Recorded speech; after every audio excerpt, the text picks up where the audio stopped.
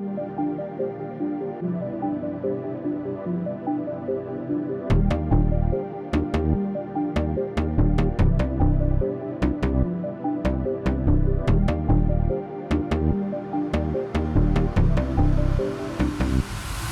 à tous, I hope you're doing great. So last week I asked my students and my colleague students to answer a few questions. It was mainly about Ireland. Do they like their country? Do they think they want to live here? Can they afford living here? A good amount of them shared that home ownership was a source of anxiety. Now 38 students isn't enough for me to draw conclusions, and so I asked you guys what were your expectations in terms of home ownership, and 47% of you said you want to own a home but you're not sure you'll ever be able to afford it. As a young person who rents, I know that discussions around the housing crisis can cause a little bit of anxiety. I wanted to make a video on housing because every time I have a discussion with a friend or random person on that topic, it always ends with, I guess that's the way it is and will always be, and I don't want to settle for that.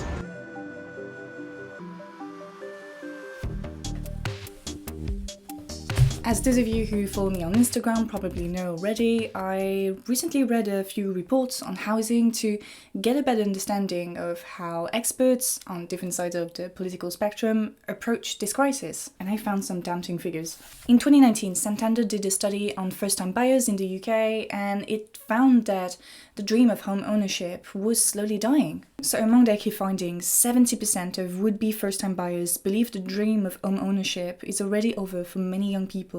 And by 2026, forecasts suggest just a quarter of people aged between 25 and 34 will own their own home, down from over half 20 years ago. Santander released an updated study post-pandemic, and it seems that inequalities have increased. Government incentives have largely benefited second home buyers. First-time buyers are still struggling. Also, side note, I'm a bit confused as to why all those people look very, very happy when 99% of the information presented here is depressing. It's like, Mum, the bank won't let me take out a mortgage. No worries, hon, I'll be your bank. Or did you know we're 84% less likely to get a mortgage because of our skin colour? No way. Anyway, despite their many disagreements, all reports agreed on one thing: we need to build more houses. We need to increase the supply. Now, when I hear that, I tend to think about this or this. I don't know a lot of people who truly get excited about housing development. It's often perceived or portrayed as the invasion of young professionals or families, and therefore degradation of the history or cachet of a place. Gentrification is the term. Little anecdote here, because I know you like them. In France, a country with Christian roots, as our right-wing leaders like to emphasize, there have been many cases of couples or families moving out of big cities into smaller towns and being a bit confused as to why the church bells would ring every hour or half an hour, day and night. You'd often see in local newspapers that the people of Boisset or Casté fought against the demanding and selfish newcomers. Similar complaints emerge when rural areas are turned into endless suburbs, or city neighborhoods are turned into mini Silicon Valleys. Housing developers working hands in hands with city officials tend to favor building houses that are functional, that serves a function, more than they are aesthetically pleasing or historically relevant. And maybe some of you are totally fine with it. Why should we assign a personality to every possession we have? We need to provide enough sustainable housing, so yeah, it's not going to look cute every time. But I don't think it's an entirely valid argument here. The architecture of a city or town says a lot about the community, or in fact the lack of community. You can clearly tell that this culture is different from this culture or this one.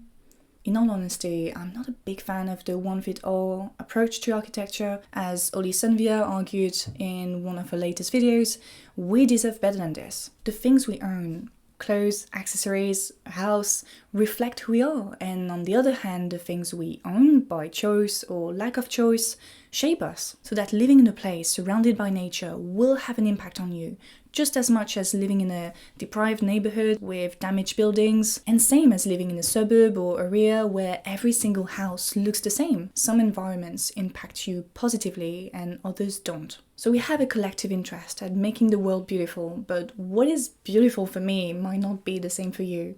Beauty is subjective, we have different tastes. Look at channels like Architectural Digest, aka what you probably buy if you had the money channels. Beyond the voyeuristic appeal of those houses, I find it interesting to see what people do when money isn't a constraint. The result often is that the house reflects the personality and culture of the owner, and they all look very happy. Gwyneth Paltrow's family house is like the girl boss house. Marble, rose gold, pastel colours. Cara Delevingne's playhouse really reflects her crazy energy, and Lenny Kravitz owns a farm. The decor is inspired by his culture, his ancestors' culture and origins. They all love their space, and I don't think that feeling should be reserved to rich people only. So if we go back to the reports, all of them concluded that there isn't much thing to do on the supply side. All we have to do is build more houses, sustainable houses, create incentives that will encourage people to revitalize areas, depopulated areas, while still respecting the people who've been living there for generations. We personally added that housing development projects shouldn't come at the cost of personal preferences. What the report said, though, is that we seriously need to address the way the market works, because it's increasingly becoming unsustainable. Rents and house prices are rising faster than inflation or incomes. So in their report called Helping Generation Rent Become Generation Buy, Policy Exchange recommended that private companies or banks create new mortgage products that make it easier for first-time buyers to get a 95% loan, which means that you save 5% of the price of the house for the deposit, and then the 95% remaining are covered by the bank. In the Labour manifesto, they recommend that government, not private companies, help first-time buyers get a loan they can afford. In both cases, public and private agents work according to the natural laws of the market, the invisible hand, as Adam Smith would say, and let's be honest, they are slave to it.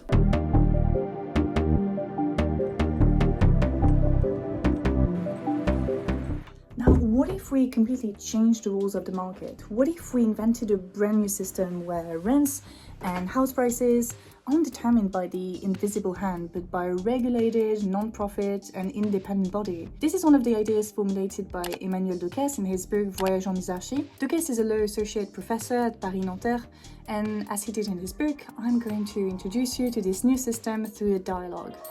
But for that, I'm gonna have to go and meet my twin, who lives on Misarchie, but came back here for a few days. Let's go.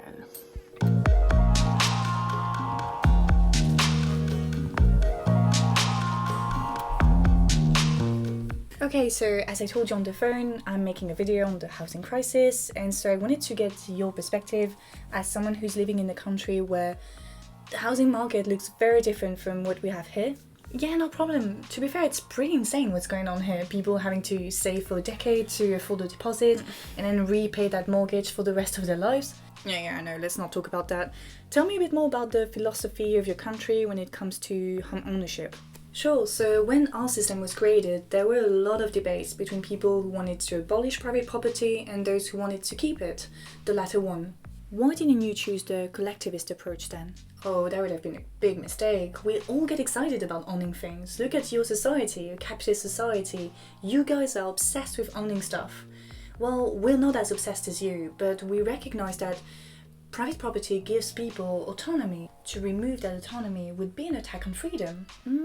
Private property has become a tool of domination where I live, so how can you say that it gives people freedom and autonomy? Well, yes, private property isn't perfect, but that doesn't mean we should cancel it. You know, a knife can be very dangerous, yet we don't prohibit it, we just regulate its dangerous uses. Well, it's the same with private property. Our philosophy is very simple: whomever uses, owns. Our founders wanted to abolish property as a means of domination and promote property as a means of autonomy. Interesting. And so how does it work? Is there someone in charge of the housing market? I know there's no government where you live, only federations. Yeah, so we have this thing called the Transitional Fund. It's a democratic, non-profit district that is in charge of receiving and then selling houses.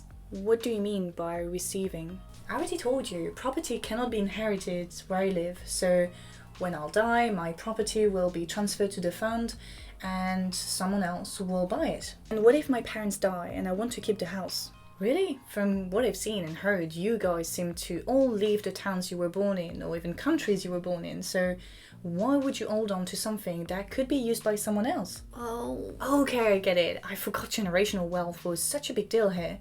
You guys are very funny, like, you are obsessed with meritocracy, but at the same time, you don't do anything to fight against the inequalities generated by generational wealth. Where I live, it's very clear. When you live in a place, it means you own it. And when you die, that property will be transferred to the fund that will then sell it at an auction. An auction? That doesn't seem very fair. Rich people are always gonna get what they want. Why don't you assign houses or a set of houses to people according to their financial resources? Oh no, that would be awful. I know the auction system is not the best, but it's the best way to make sure that people are free to ask for the property they want. Imagine if an official was in charge of assigning houses to people. There would be a lot of corruption between those officials and buyers-to-be. No. The fund is only meant to receive and then sell properties. So earlier you told me that fund was non-profit, but from what you say, it seems that this fund is making a lot of money from dead people's houses. Yeah, sure, but that money is then reinvested into renovating houses, taking care of them, or making them sustainable. Okay, now I have another question, because there seems to be a loophole here. You said whomever uses owns. So if I'm getting old, I'm about to die, and my kids use and live in my house, does that mean that it becomes their property? Isn't it inheritance here? Oh yeah, I forgot to tell you how the market actually works. So a property right is tied to a person and is calculated according to their age.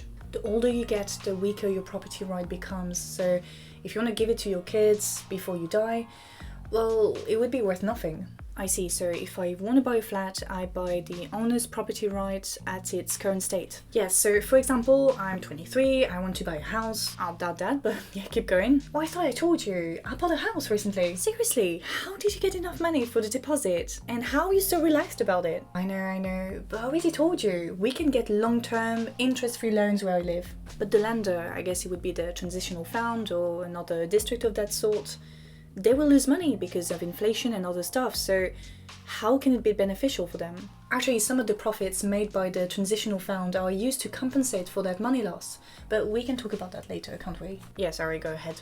So I'm 23 and I want to buy a house to a 60-year-old person. That person being 60 means that they own 40% of the total value of the house. That's how it works. When you're 20, you own 80%, when you're 50, you own 50%, and when you're 90, you only own 10%. It doesn't go below that. Now, I don't particularly want 40% of that house. I want it till I die. Me being 23 means that I can own 77% of the total value of that house to have it till I die. I already bought 40% to the previous owner, so that means I still owe 33% to the fund. That's how it works. You buy the rest of the property right from the transitional fund. Well, that seems pretty fair. I'm pretty sure there are all the loopholes there, but I can't think of any at the moment. But my viewers will make sure to find them. Yeah, it's not the best system ever, but for me it's the best way to value personal preferences and to ensure that people are autonomous. There are ways to make private property fair and still reflect individual and cultural differences. That's it for today. Thank you so much for watching this video. I hope you enjoyed it. As always, we can continue the discussion in the comment section. Don't forget to like, to subscribe, if it's not done already. And I would like to thank my Patreons. A special thank to Carla, James, Alberto, Emmanuel, and Joshelle. Salut! Oh fuck. Just a pigeon who